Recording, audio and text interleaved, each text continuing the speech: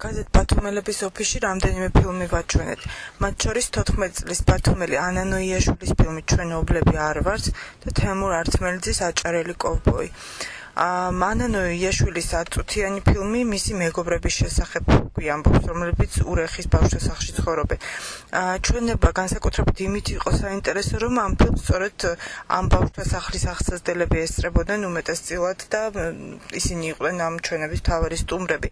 ძალიან საინტერესო იყო მათი რეაქცია, როცა ისინი საკუთარ თავს დიდ ეკრანზე ხედავდნენ. ზოგი იცინოდა, ზოგი უხერხულობისგან თუ სიმორცხვისგან სახეზე ხელებს იფარებდა.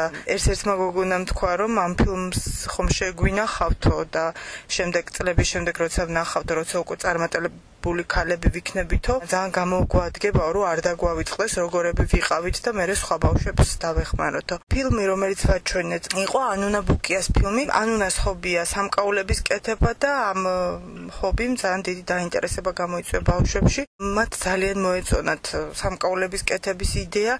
იქვე ბიზნეს გეგმას დასახეს, მოდით ერთად გავაკეთოთო, ძივებიო და მაღაზიას ჩავაბაროთო. ძალიან მთხოვეს, რომ რამდენიმე დღით მოგვეწვია ანუნა მათთვის გაკვეთილების ჩასატარებლად, იქნებ გვასწავლოს როგორ აკეთებსო ამ სამკაულებსო და ჩვენცო დავსაქმდებითო. გოგო გრუპი შეეცდება, რომ მათ ეს თხოვნა აუსრულოს.